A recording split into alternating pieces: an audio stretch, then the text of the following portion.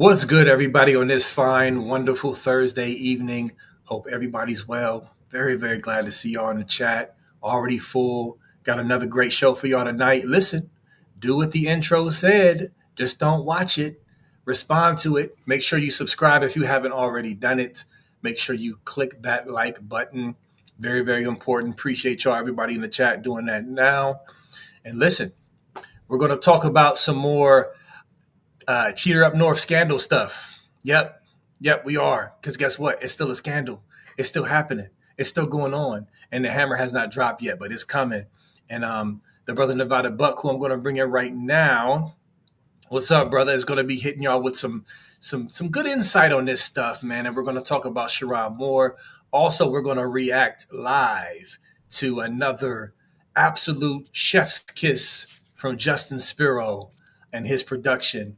Nevada, how are you doing on this fine Thursday, sir?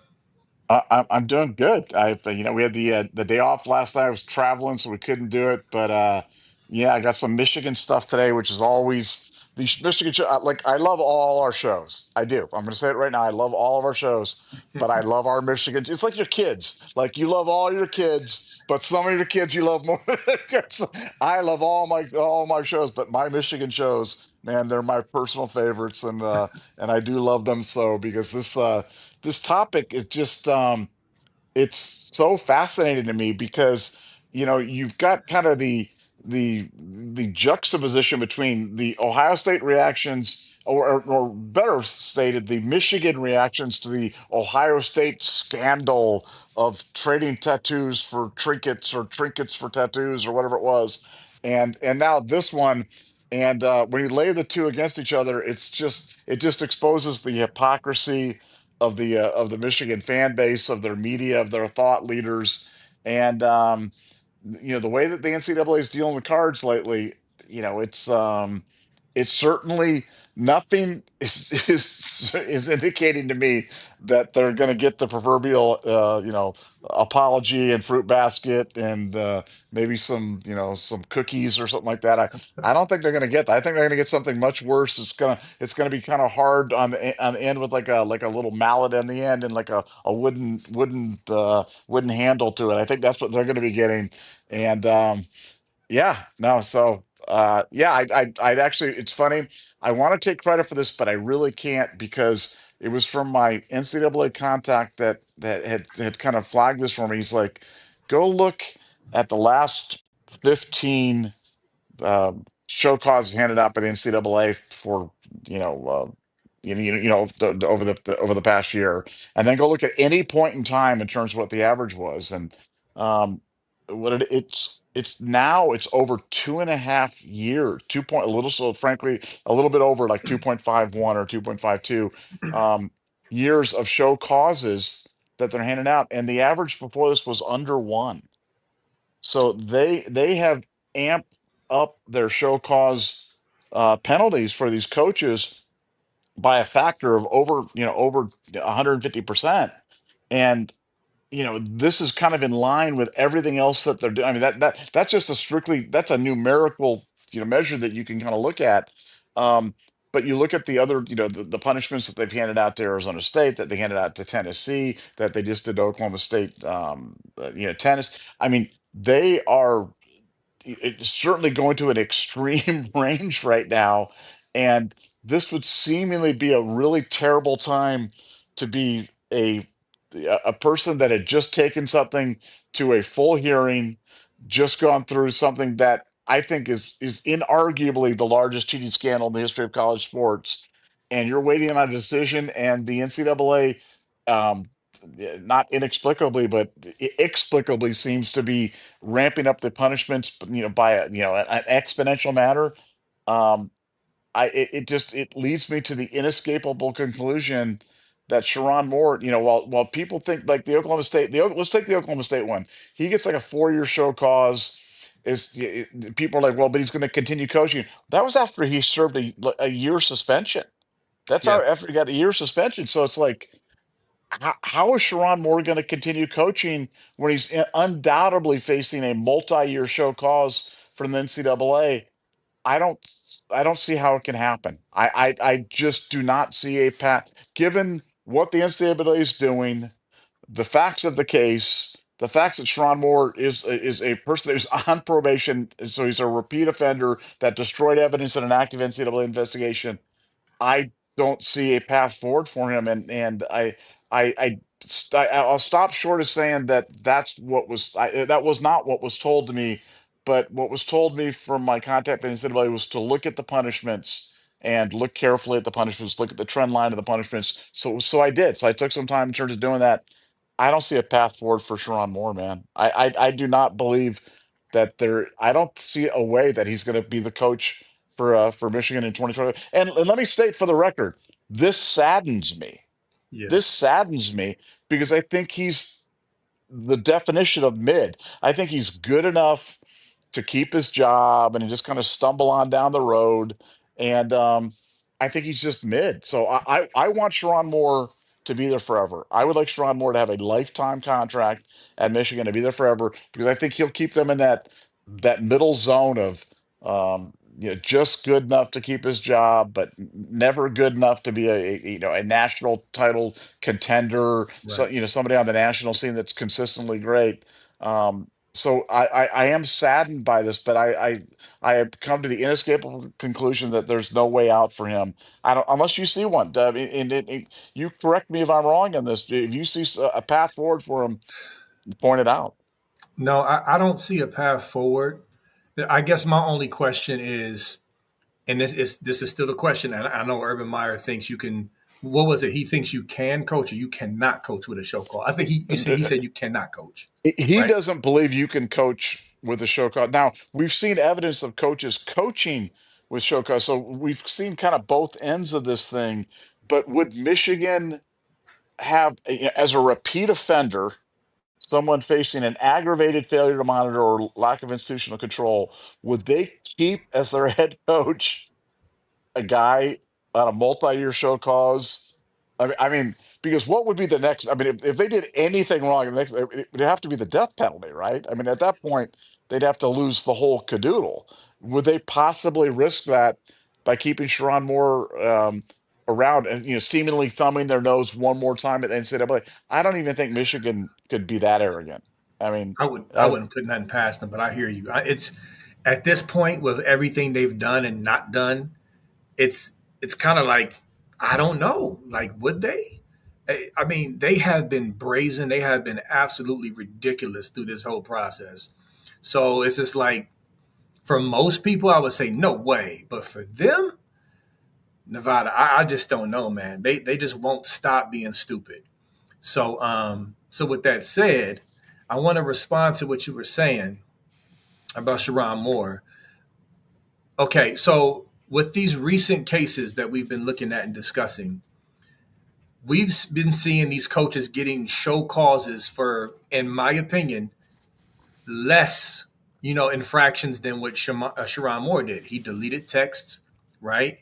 Um, although they try to say, that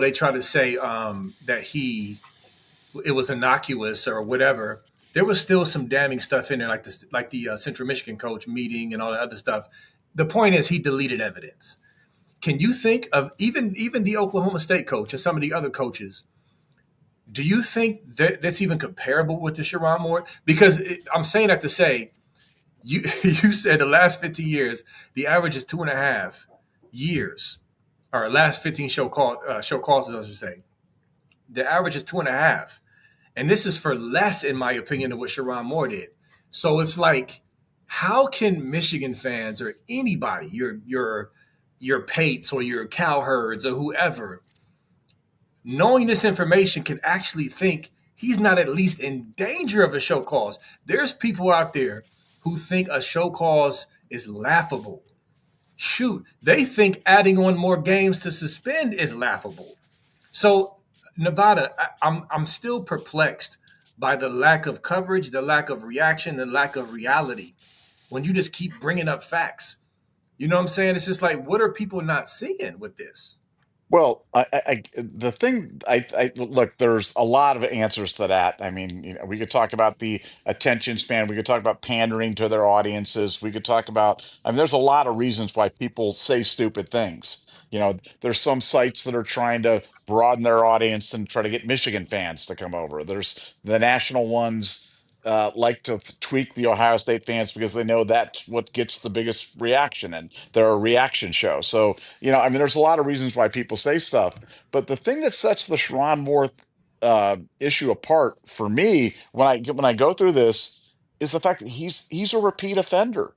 He's already on probation. Yes.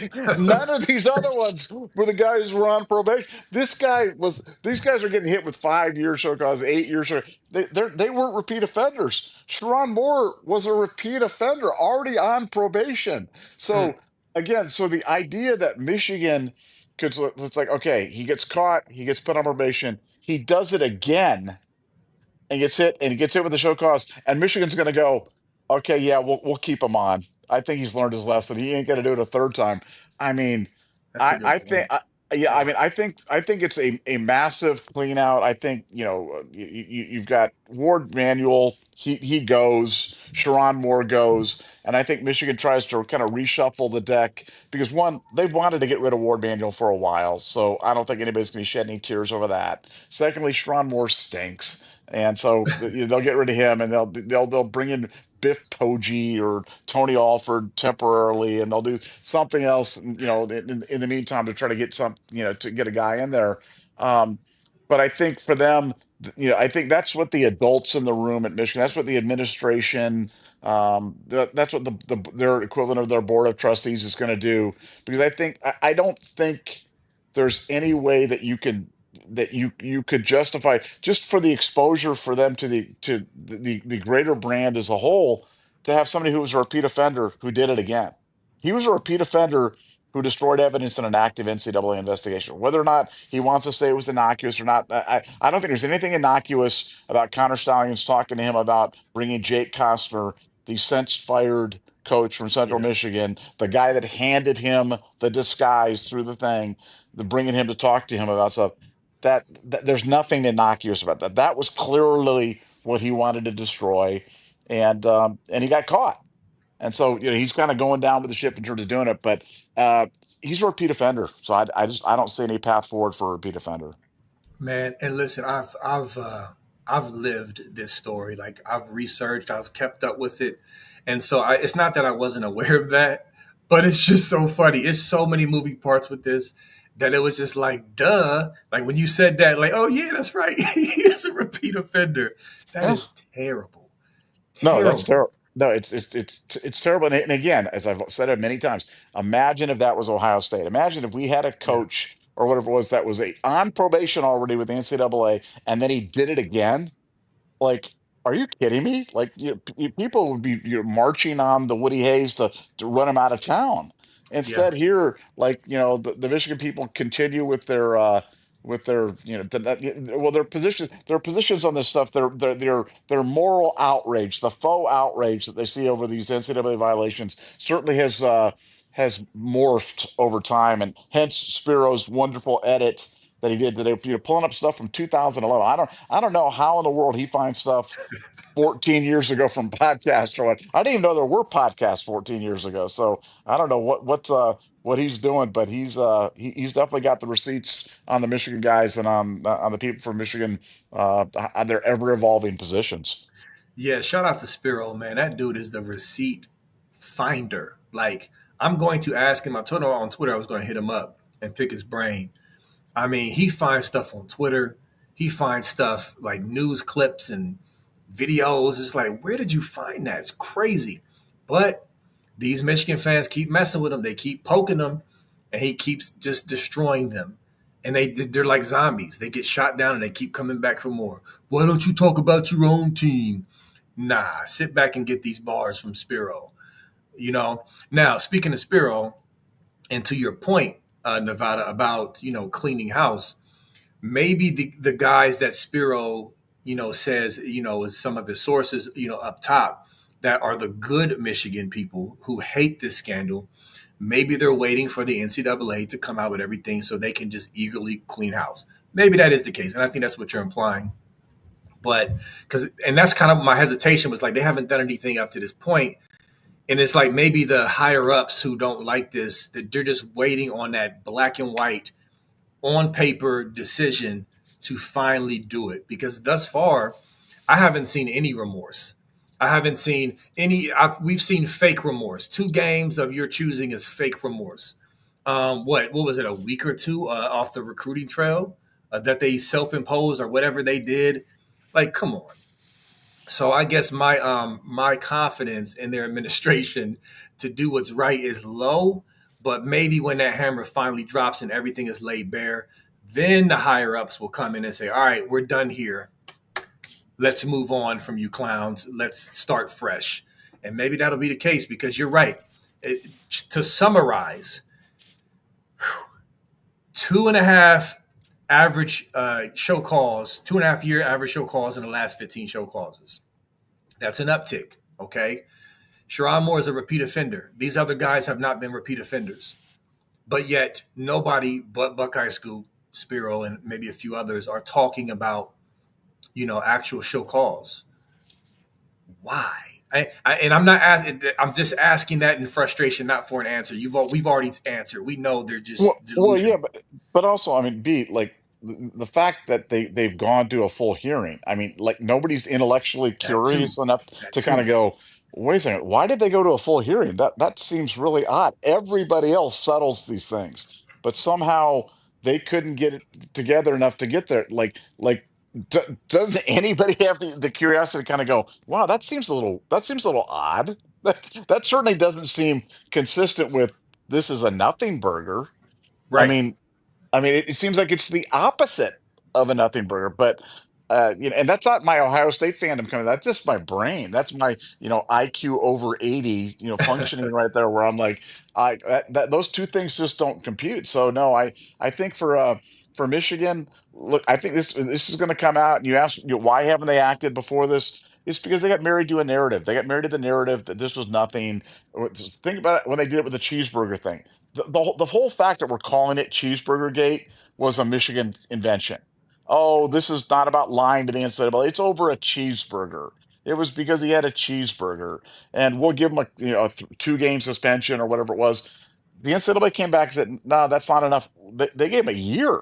Yeah. They gave him a year. So it's like, for Michigan has been wildly miscalculating what the NCAA is desirous of for these punishments by a factor of 4 and 5 and 600%. So it's no surprise to me that they would have miscalculated this time as well, and played their cards poorly and kind of take it to the end to appease the crazies, because the crazies in the Michigan fan base are truly crazy. They don't care about anything. They can say that the Ohio State scandal of having 4 players trade stuff they owned for tattoos is the worst scandal in the history of mankind. But when this happens, this is just, it's just no big deal. Like knowing what the play is going to be before the play is run is not a big deal and doesn't impact the thing on game. Like, yeah, they could literally make that argument with a straight face, and that's why Michigan's, they're just so hateable, because their positions are ridiculous. Ridiculous, and all they care about is that fratty. All they care about is holding on to that fraudulent natty. Yeah. And so they're willing to do everything, die on whatever hill, appease the crazies down to the bitter end, until they take it. And then they're still going to say they will. We remember. Well, we don't acknowledge it. We remember it. Yeah, that's what they're like. We saw it. You can't take away our memories. We remember the game. It's like, nah, it's gone, guys. Let it go, man. It's gone. Let it go. And so we're going to get to we're going to segue because Nevada mentioned the comparison to the Tattoogate. And I got a lot to say about this, but that's a good segue. We're going to show the video. It's in class, when they put in the projector, they showed the video real quick before they got into the lesson. We're going to show Justin Spiro's video. It's beautiful. And then we're going to talk about it. We're going to react to it. Before we do, just a reminder, just to remind y'all, our super chats do go to our pay it forward, our first responders, military people, all of that. I see the super chats are coming in, just reminding y'all. I want to make sure I emphasize that Moore. So yeah, let's go ahead and get into it. We're gonna if you don't follow Justin Spiro on Twitter, make sure you do that. It's what is it? Darko State News at Darko State News, I believe. Yep. Make Yep. sure you Well, follow him. It's great stuff. You got anything to say before we put the video on? no, just it kind of, I think it's what, a couple of minutes, 2.5 minutes, but Three just bear minutes. with us. 3 minutes, just bear with us. It's 3 minutes worth your time. It'll give you a chuckle, and then like you said, then we can react to it. Absolutely. All right, just a moment. So the big sports news of the week involves Ohio State football coach Jim Tressel. Jim Tressel has resigned as Ohio State football coach. Coach Jim Tressel, we're meeting with reporters to discuss the university's investigation of players trading autographs for tattoos. This is potentially the most egregious instance of impropriety since the SMU death penalty. Yes. As you certainly know by now, Jim Tressel has resigned as the head football coach. He might have accomplished the most impressive run of any Big Ten coach in the modern era. I mean, the numbers are absolutely staggering. 9-1, obviously, against Michigan, 8 BCS Bowl appearances. But clearly there was more there than meets the eye. 43-5. In 2010, Ohio State beat Michigan for the 7th straight time. Really, it just comes down to, one, his accomplishments on the field, but two, and what will be the lasting legacy, is going to be what happened off of it. At least 5 members of the Buckeye football team traded their personal team-issued property in exchange for tattoos. Tressel failed to report these tattoo transactions. Oh, no. I couldn't think of any football program that is likely going to have the scandal associated with it that Ohio State is probably going to have in this. Ohio State players traded their gear as payment for tattoos. I can't think of anything in history. Neither can I. What, Tattoogate? Tattoogate. Tressel was 9-1 against the Wolverines. Most games weren't close. Dirty coach. Dirty coach. When this is all said and done, I believe he will be the most scandal-ridden football coach that the Big Ten has ever had.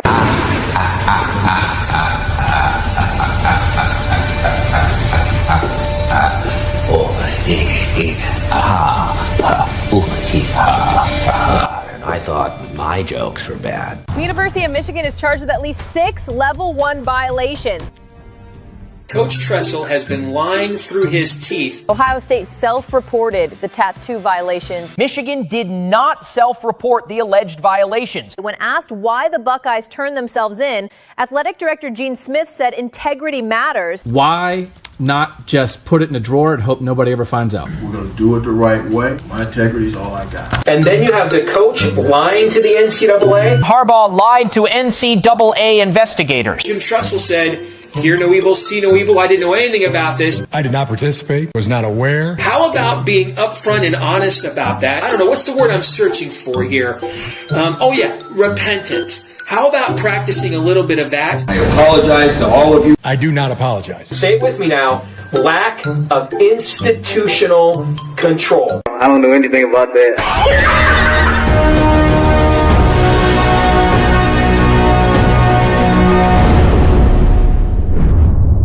Isn't it funny? For decades, you people never shut up. And suddenly, poof, you are everything you've ever cried about. I feel no remorse at all for what Ohio State gets. I hope they get everything coming to them.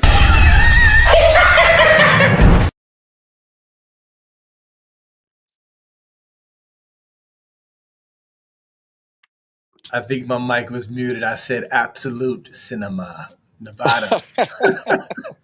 I love it. I love it. What you got? What you think about that, man? Yeah, it was like I said. First of all, I'm amazed that he could pull something like that from 14 years ago. Find that interview, and it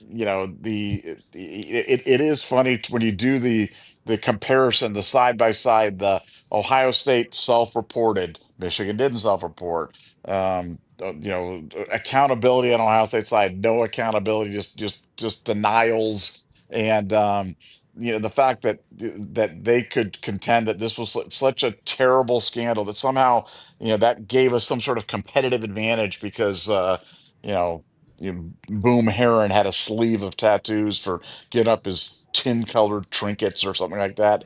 I mean, it's just funny, but yeah, Spiro he's a master at that. I love the fact that he's able to put that stuff together and do it in such a concise form, and use the humor that he does as well. But no, I think that really sums up the difference between the two programs right now, and kind of where we're at. And as I've said many times, but I really do believe I really believe you had this thing turned around and the shoe had been on the other foot. I'd like to believe that we'd be a lot more pragmatic about this. I'd like to believe that we'd be a lot more fair and balanced about what we feel should happen, could happen, would happen in terms of NCAA. And from the Michigan side, I mean, you'll find the occasional Michigan person that'll say, maybe we did something wrong. But I mean, honestly, I'm not. If I was going to put a percentage, I'd say 1%. Is it? I mean, That's, is that high? Is that high? I think you're spot on. That's a shame. Yeah, it is. It's sad, man. It's just sad.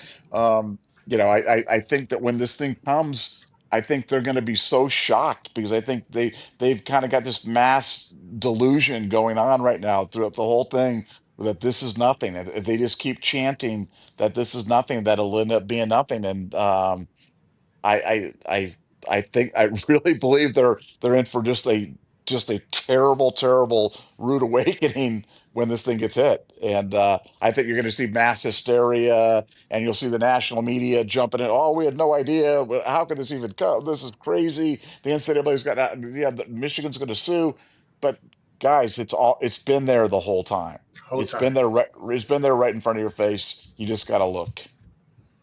Yeah, and is there anyone more smug than Steve DeAce? Listen, I don't hate the guy. I'm sure he's a nice gentleman outside of the Michigan stuff. But good Lord. And just a side note, my homie Dewan West, what up, bro? He introduced me to Steve DeAce back in 2018. We used to watch Steve DeAce's podcast just for his crash outs and meltdowns.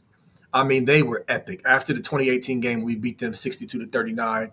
I mean, that podcast was just delicious tears. And so that's how I got hip to Steve DeAce. But to see going back to the Tattoogate situation and seeing his smugness and the utter hypocrisy is just like it's hilarious, but it's also like this dude, man. This dude, like, you know what I'm saying? He's the guy where I say I'm torn, where I want the drip drip to last forever for Michigan, but also want the hammer to cometh now. He's one of those guys where I'm like, okay, Thor, crack him, please, because that was just ridiculous. And I mean, just another thing I want to say, Nevada, going back to how we beat them for 20 straight years, and then how they ducked us in 2020, and going back to 2021 when they beat us in Ann Arbor, it never really set well with me logically how they went from a complete clown show to competent and actually beating us in that game. And it's like, now that you kind of look back, y'all seen The Wire, y'all seen that gif where you got Weebay like this, like it dawns on him like, oh, that's how I was, because it never made logical sense to me. And looking back now, we all know what happened. But before I go any further, I'm gonna let you respond and dive in because I want to say something else about the media.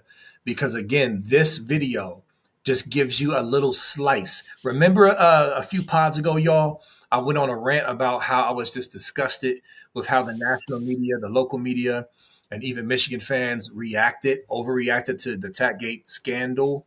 Well, that was one example. Spiro pulling those receipts and those old clips. That was just one of many examples of the utter ridiculousness of how there was such an overreaction to what is laughable today, what is laughed out of the room today with NIL. And real quick before I pass the mic, two big differences. Yes, it was against the rules then. Russell got fired. He got punished. Cool. All right. Guess what? The rule has changed, and probably for the better once they get this Wild Wild West stuff under control. But the principle of paying players for their image and likeness. That has changed. So that would not be an issue today. You know what will never change? Advanced scouting. It's never going to be okay. It's never going to be something that's going to be allowed in the rule books. Never. And not only that, tattoos for trinkets did not give Ohio State players superpowers on the field. It did not give them a competitive advantage.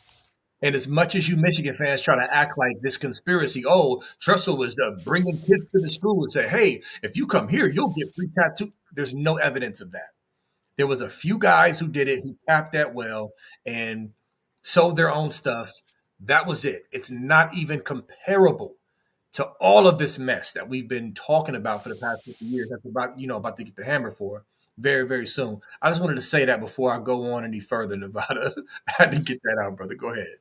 Yeah, well, look, I mean, credit Spiro again. I don't remember exactly numbers, but Spiro had done a breakdown of the numbers, their wins and losses, and how well they were doing against the spread during the cheating time. And I Yeah. mean, they were like 76% against the spread or something like that. They had like 40-4 after going. They in 2020 they were the worst team.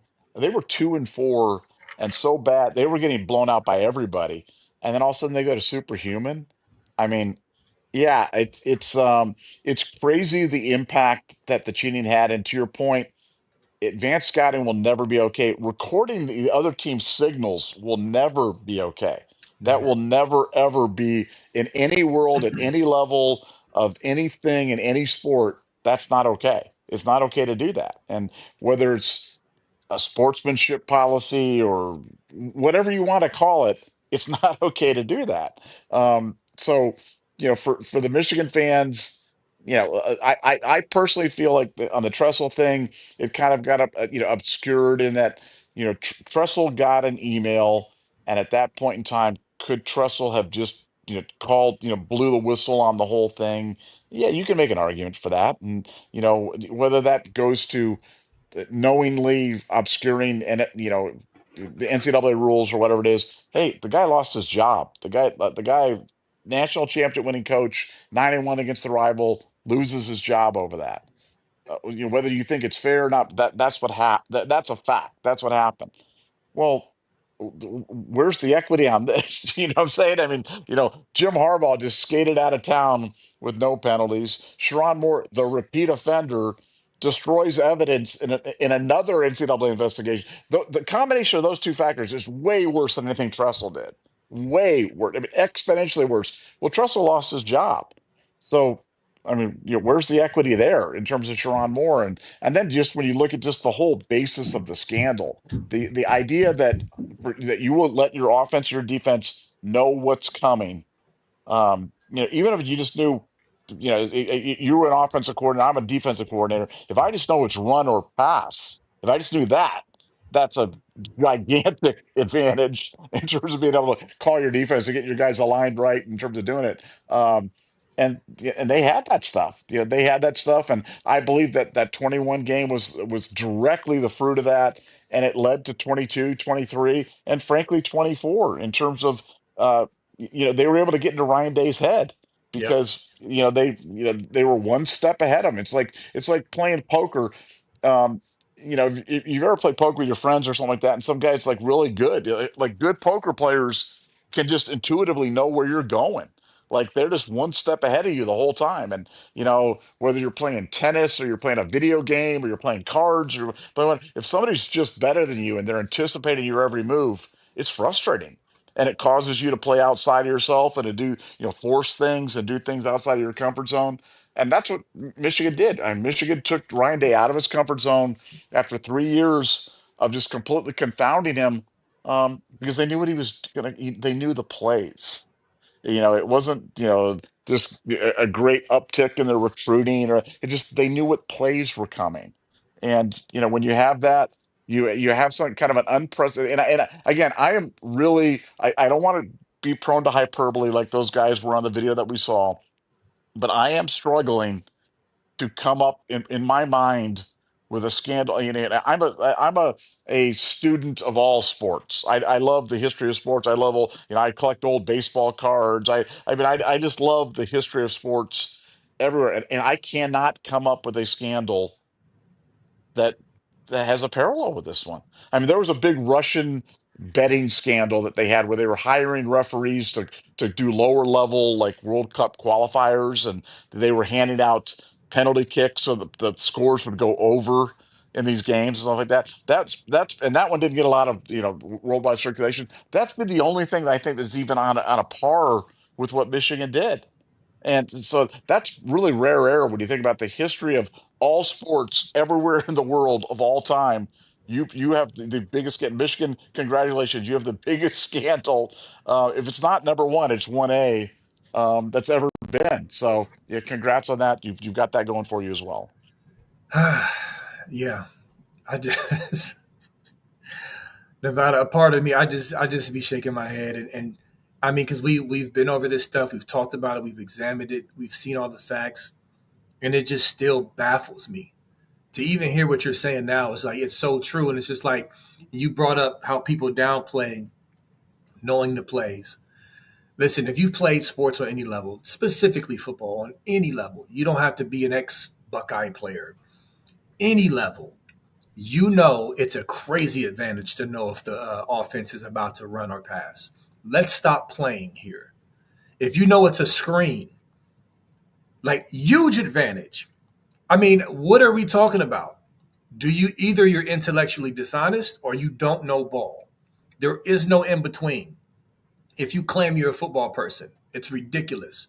What's the point of play action then if it doesn't matter?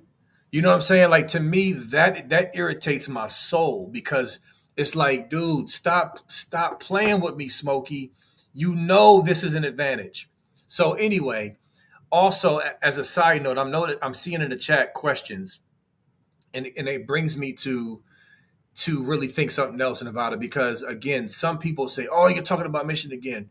Yeah, we are, but you know what? I think we take for granted that people just don't know the facts of this case. There's so many people who just don't know what's going on, or they don't know where we are and what to expect. And we're into it because we've researched well, we've been into it, we followed it, sources keep us up, so we know this stuff. But a lot of people don't know. So when we get on here and talk about it again, as we should, because it's a huge story, we take for granted that people just know. I say that to say, in the chat, I've seen multiple people ask, when are the sanctions supposed to be made public? So I'm going to answer that question again for those who just don't follow this story as much. The president, Charlie Baker, said 30 to 90 days after the hearing. The hearing took place on June 6th and 7th. Okay. So we are now in the realm. It's been 30 days. So literally, technically, the hammer could drop any day now. We can wake up tomorrow morning and breaking, but it's a 30 to 90-day window. So basically any day now, y'all, is when the hammer could drop, when the sanctions are going to come. And I'm saying that, Nevada, because I've also seen people say, hey, well, nothing's happened yet. There's still people saying, oh, where's this hammer at? Nothing's happened. Just Google for 3 minutes how long an NCAA investigation takes. 2 to 3 years, sometimes longer. Like, what are we doing here? Just because it has not happened doesn't mean it's not going to happen. Do your homework. It's coming, y'all. It's coming. And like you said, Nevada, when it comes, it's going to be something that's going to really, really hurt, crush people's souls, like a Steve DeAce. Steve DeAce has went on record and said, just talked about his passion for Michigan football. Listen, we all have passion for our teams, but I really think he's going to be hurt. He's going. Somebody needs to keep him in a padded room and keep him away from sharp objects when this ruling comes out, because this is going to sideswipe a lot of people who have been believing the lies, who have been burying their head in the sand and just ignoring the clear warning signs. And even the people who just really give us criticism for doing Michigan videos. I defy anybody who has watched any of our videos and walked away and say they didn't bring out facts and point to the NCAA or point to this strictly facts is what we've done. So I don't know, man. It just baffles me, brother. Baffles me. Well, look, on these topics, we only talk about it. It's funny because I had this conversation. You guys, for those of you who've been following the show, you guys know I know Colin Coward, have a relationship with it, goes back with him a long time. And when Colin and I talk about how he does his topics, like he only talks about like the NFL, LeBron. You know what I'm saying? Like, he has really limited topics. He goes, because that's all people care about. That's all that matters. So for us, It's like the stuff that you know how we know stuff matters by how many views we get, by how many reactions, by how many people we show up. So like if we were talking about French cooking and I had B out there, with his little hat on and he's like whisking eggs, and that was the stuff that was like these gigantic videos for us. Then, dude, we'd be doing omelets right now, and Yeah. that's the thing. But the Michigan stuff always gets our biggest reactions, and I get so much feedback from people about how much they've learned from this. But no, you're right. Everything we said on the Michigan stuff is fact based. We're not trying to color this with we'll give some opinion on the facts, but I've yet to hear anybody refute the facts, the fact pattern that we've talked about when Yeah. we go through this thing line by line. And to me, yeah, the fact that the biggest scandal in sports history is soon to be adjudicated, it could be tomorrow, could be September 6th or whatever, sometime between tomorrow and September 6th. That's a big story. And the fact that it's been underreported by other people, look, it's here. Let me tell you what's going to happen. I'll predict the future. I'm going to be the amazing Kreskin and look into the future. It's going to come down. Everybody's going to jump on it, and everybody's going to be, oh yeah, well we knew that all the time. We knew that, and then we're going to be like, yeah, sure, sure, you did. We've been the Lone Ranger in terms of we are all in on the fact that it's going to be bad for Michigan, and we'll see. And like I said, if they get the fruit basket and the cookies and the Mrs. Fields platter, then hey, I'll be the first one to come on here and we'll be like, man, boy did we get this one wrong. I'll have B-Moses out there eating cookies on the thing and stuff like that. We'll do like a review. We'll do cookie reviews or something like that. But I'm just telling you that isn't going to happen. But that'll happen when they get the hammer. Everybody's going to say, "Oh yeah, well we knew that was going to come," and the Michigan fans they'll be scattered to the wind, like flipping on the light, and the cockroaches just going to scatter and they're gone. That's what's going to happen with the Michigan fans. They're all going to be gone. Yep. And those who are brave enough to stick around, they're going to be the ones on the front lines crying overreach, like we've said. Oh yeah, for sure. They'll be crying, "We're taking this to court. We're going Yeah, to better call Saul." We're going to appeal it. They don't want that smoke. They don't want that smoke. Right. They don't want that smoke. Oh, Discovery. Raid. You don't want that Discovery. So it's going to be hilarious. And yes, people are going to spin it and make it seem like they were on it the whole time and whatever. I can't wait. And yes, we're going to talk about it. It should be talked about. And I think those who even mock us for talking about it, if they're honest, I think they'll give the respectful head nod. Like, yo, they was on it. We missed it. They were on it. Tip of the cap. You know what I'm saying? That's all we want. Give us the tip. Just give us the tip of the cap. That's all we want. We don't need an honor apology. We don't need that you guys lining up. Just a little just a little head nod, a little acknowledgement. That's all we need. Yep. That's it, man. And we'll be good. But we do have a few super chats that we can jump into. Unless there was anything else on this topic you wanted to talk about or mention before we do that, Nevada. I think we get super chats. Go to our Pay It Forward and help with complimentary memberships to BuckeyeScoop.com. So we really appreciate you guys doing it. Big part of our show is this interaction. So we really appreciate you guys doing it. So thank you guys. Thanks in advance for doing it. Absolutely. Yes. And a happy 2014. Thank you for the 1999. The key is the punishment. A show cause means if you go to another school, you'll have to serve the penalty. If Michigan fires him, no school can hire him over the show cause without the punishment being served. Yeah. So I think Happy just wanted to kind of explain that. And so that's going to be interesting is, if they do get rid of him, how long is the show cause? That's one thing. This could really, really hurt Sherrone Moore's career. And so let me ask you this. Great comment, Happy. I got a question for you, Nevada, because I know when Sherrone Moore took this job, the thinking by some was, hey, yes, he's going to get cracked down the line, but this is a great opportunity for him. He wouldn't get a job like this otherwise. He'll get paid. It's a big-time job. Is all of that worth it if he gets, let's say, a 2 or 3 year show cause, and Michigan fires him. Is it worth it?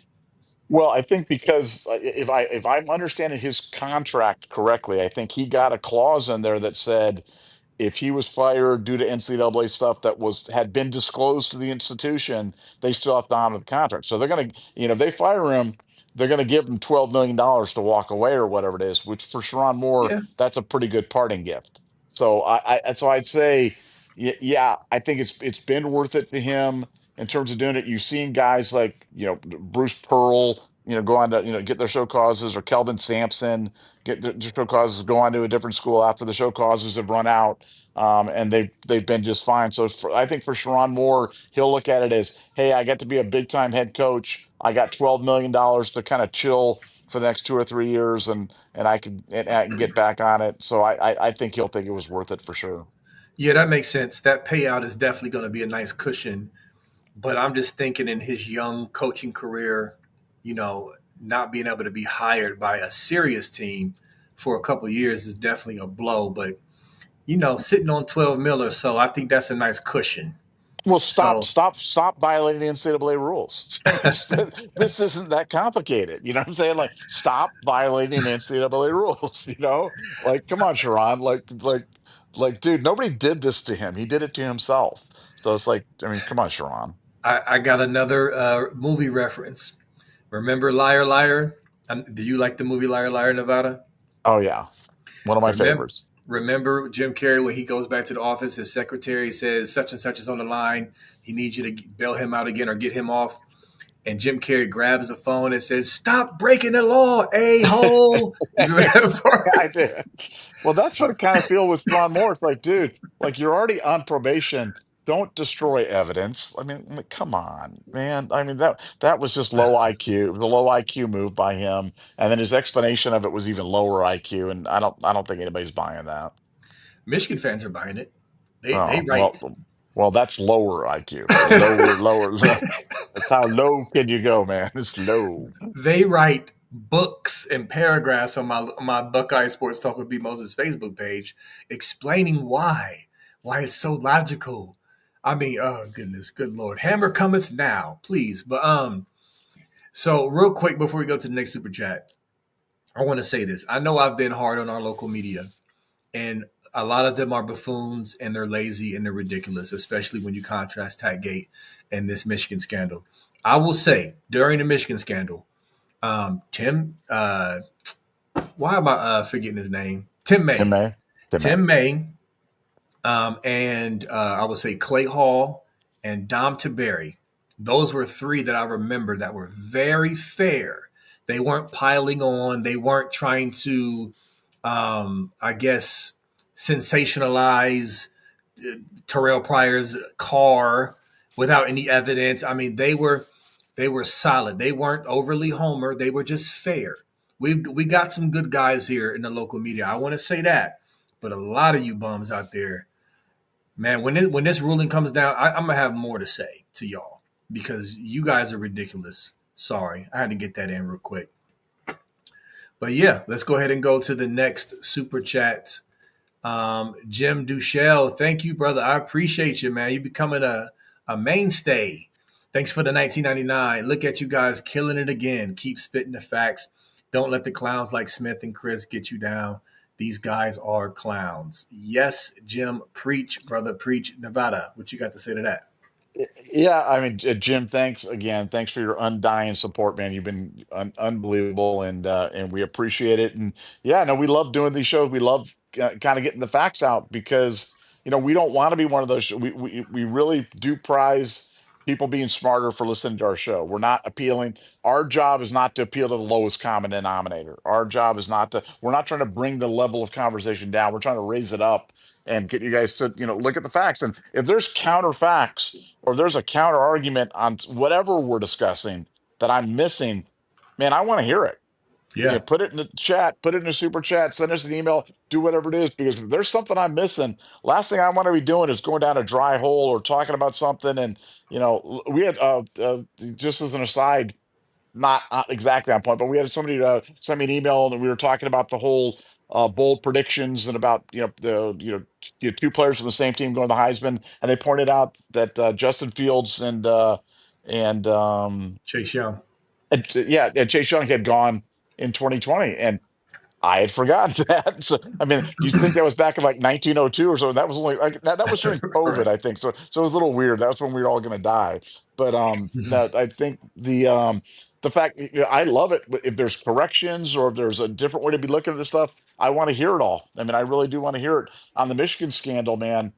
I want to hear what facts would the only thing that they keep saying is is that the NCAA doesn't have teeth, and that is on completely different. That's on NIL and player compensation issues. I would agree. I would totally agree. If this was an NIL player compensation, money for services, money for tats, money for trinkets, whatever, well, I'd be like, I don't think they have it. But on something like this that goes right to the heart of competitive advantage, oh no, this is right in the domain of the NCAA. This is right in the domain of the Big Ten, and that's why I think the penalties have to be severe. But thanks again, Jim. Yeah, definitely. Amen and agree to all of that. And I know I can just picture Tony Petitti in his office just sitting back, just waiting. Because the Big Ten also has the authority to levy more punishment if they'd like to after the ruling comes out. And I want to hear what Tony Petitti has to say after his scorched earth 13-page letter that we love to remind you guys of. So yeah, it's just gonna be a lot of fallout, a lot of drama, and just a lot to discuss and hash out. And people in the chat keep saying, "Hey, I hope the NCAA does the right thing." Yeah, I hope they do too. And the evidence and the track record and what Nevada has brought out consistently points to the fact that they will. And so, that's what I expect. So anyway, thanks again, Jim. We got another super chat. We got No Way 87. Thanks for the 20. So are we flipping Carter Meadows? We need DM recruits. I don't know about flipping Carter Meadows. I know there's a little bit of buzz about, the attempt to do that and are we or will we and all of that. But I haven't heard anything like solid to say, oh, yeah, that's a wrap. It's going to happen. But honestly, we just talked about this the other day. Me personally, it is July and I'm not in panic mode. I think we're going to be just fine. I think we're going to get the DNs that we want to get, as far as our evaluation. In this new NIL world with some of these kids, the highest bidder kids, we're just not going to entertain some of those. And I know it's a tough pill to swallow for a lot of fans, but we've talked about this. The track record with Ohio State adjusting to NIL and to recruiting and to the portal. I'm trusting that this staff and Ross Bjork and the administration is going about this the right way in the midst of this wild, wild west NIL and lawsuits and clearing houses and all that other stuff. So there's my answer. That's just how I feel about it. Nevada, what you got on that? Yeah, look, I just think that this, I think Ohio State fans have to have something to worry about, and when we're worried about the backup defensive tackles on the team, because let's face it, or the defensive ends or whatever. I mean, for the next 2 years, I mean, we know that Bo Atkinson, Edric Houston, and Cade McDonald. That's three. That's probably the best troika of defensive linemen in the country. I mean, I would put those three guys up against anybody else. So no matter who they put them for, those three guys are all underclassmen. So that's going to be the starters for 25 and for 26. So either we're talking about who the backups are going to be in 25, 26, or we're worried about who the starters are going to be in 2027. Man, I just cannot wrap my mind around these types of issues on top of the fact that last year we added Epi and Trajan Odom and Maxwell Roy and Logan George and Bo Atkins. I mean, we added 7 guys last year on the defensive line. So we have no idea who's going to be the stars in that. You never know with the bigs. You never know on the defensive line in terms of who's going to be the guys. Jack and JT. JT was the number 1 player in the country. Jack was a 5-star, probably the top 5 player in the country. And those guys were pretty ineffectual, minimally effective until their senior years. So like Yeah. you just don't know, man. You just don't know. So I think we just let it play out. Here's what I can tell you this is fact based. The people on the defensive staff at Ohio State are not freaking out about this issue. This is not a 5 alarm fire at Ohio State. Matt Patricia knows how to scheme around the fact that in NFL you don't have 5 stars. You don't have a decided talent advantage over every team you're playing. You got similar talent there, but so you have to defeat them with scheme, and that's what Matt Patricia. You can make up for not having 12 deep on the defensive line by activating your linebackers, by activating your safeties, by activating your corners and runs apart. There's lots of things you can do to make up for the fact that you don't have 8 monsters of the midway there on the inside. And our starting guys are as good as any. I'm telling you, Edric Houston and Cade McDonald and Bo Atkinson, 7.5 sacks as a sophomore. Yeah. I mean, that's more than Jack and JT had combined as sophomores. Yeah. So like, I mean, I just think that I understand the concern. I read every day. I see a different article. I'm not sure if they're AI generated or bots or whatever. No, I'm not kidding, because I can see his name and I'm like, who is Ryan Stano and why is he writing another Right. article about Larry Johnson sleeping and we're not getting any defensive line recruits? But no, I'm just telling you. They are not freaking out at all. They feel like they've got dudes. They feel like they've got ways to address this. We'll see. If we get out there in the game and we're playing Texas and they're running the ball right up our nose and we can't stop them and they rush for 300 yards and we lose, whatever, we'll have a different. We will change our opinion based upon different sets of facts. I can tell you though, right now, OSU is not freaking out about it, so I'm not freaking out about it. Agreed. Yeah. Yep. And that's just how it is. But I appreciate the super chat, No Way 87. I would just say, hang in there, man. I think we're going to be fine, man. And I would not lie to you. I promise you I wouldn't. So, but yeah, great show. I just, for you gamers out there, I did not do the deluxe edition. To me, I didn't think it was worth it. Playing 3 days earlier. The college football 26 game, the standard edition just was made available today. I downloaded it. I'm going to mess with that and start playing and see how fast Peoples is and how much of a beast Jeremiah Smith is on the game and how accurate Julian Sayin is, all that other stuff. So I'm looking forward to that. Nevada, when's the last time you played a video game of any kind, a sports game? Well, I watch it when my kids play it or something, and my kids they've got a B Moses head that they superimposed on JJ Smith's body and stuff like that. So he runs and there's this giant B Moses head that kind of goes down the field, and it makes it easier for the quarterback to find him because he's got this giant head and he hits him with the passes all the time, stuff like that. So yeah, I'm pretty excited about that. So you're kind of like in my house all the time, B. I'm like, man, that looks like that's B Moses' head running down the field. He goes, yeah, on JJ Smith's body. So that is hilarious. Listen, I would love to have a B Moses bobblehead in Ohio Stadium. let's pitch that right now. Oh. You know what I'm saying? that's a mama. I made it. Yeah, we'll get B Moses. You'll be holding a hammer in one little hand or something like that, and little. So we're ready, man. Once this thing comes down, we're not going to be like we're not going to be shrinking violets when this thing comes down. I can tell you that. That'll be one of our best shows ever. We'll be reviewing that and taking our bows and reviewing receipts. Not at all. Like you talking about acting crazy and just cutting up. Yeah, we're doing it. Trust and believe. It's going down. And we might have Funky do the Humpty dance again or something. I don't know. Oh my God, my eyes are still bleeding from that. I don't want to see that again. Oh man, that is hilarious. But anyway, Scoop family, we love you. Appreciate you. Before you bounce out, click the like button if you haven't already done it. Click subscribe. Do all that good stuff. Appreciate y'all. Love y'all. And we'll see y'all next time. And go Bucks. Peace.